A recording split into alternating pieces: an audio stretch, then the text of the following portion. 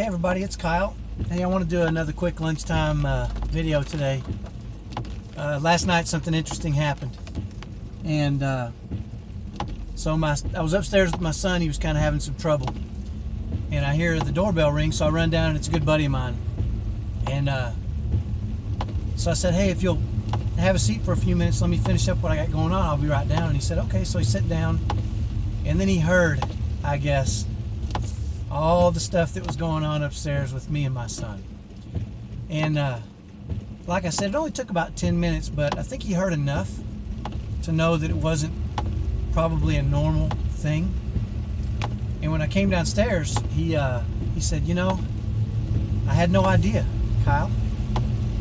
And I said, you had no idea what? And he said that, you know, I guess you deal with some pretty dramatic things. And I said, oh, it's okay. You know, we do what we have to do. That's what we all do. You know, you do what you have to do, and you try to make the best of it. And his next question kind of caught me off guard, but it didn't take me long to recover. He said, do you ever worry about their future? You know, I have two sons that are on the autism spectrum. And, you know, the answer is, yeah, you do a little bit. You know, you never know what's going to happen. And I told him that. I said, but you can't be overwhelmed with worry. I mean, that just doesn't do you much good.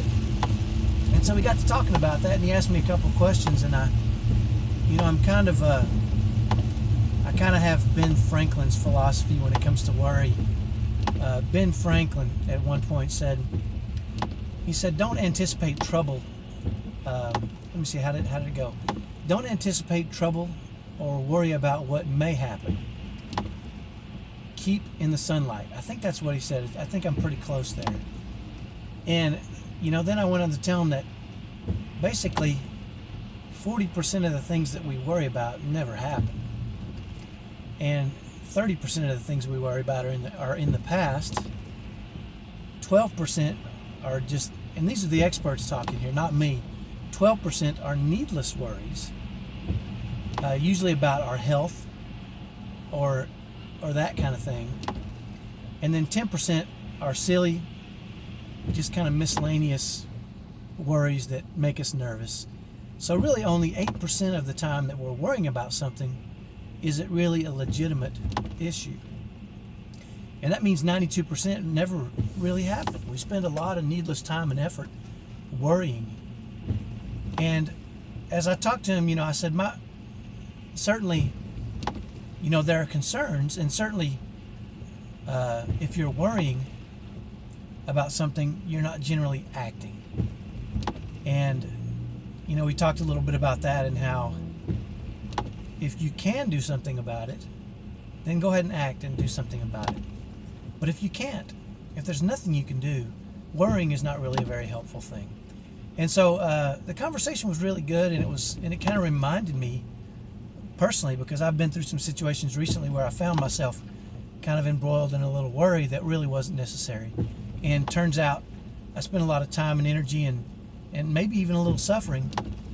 And in retrospect, the things that I was worried about didn't even happen. And they weren't even something I needed to worry about. So my message today is a short one, but I want to tell you, 92% of the things that you worry about will never happen. And if you're worrying, you're really not acting. And by acting, I mean doing something about it. And if you can do something about it, go ahead and plan and start doing something about it. But if you can't, stop worrying. And so I just wanted to leave that with you today, because I know we can get in situations where we really worry.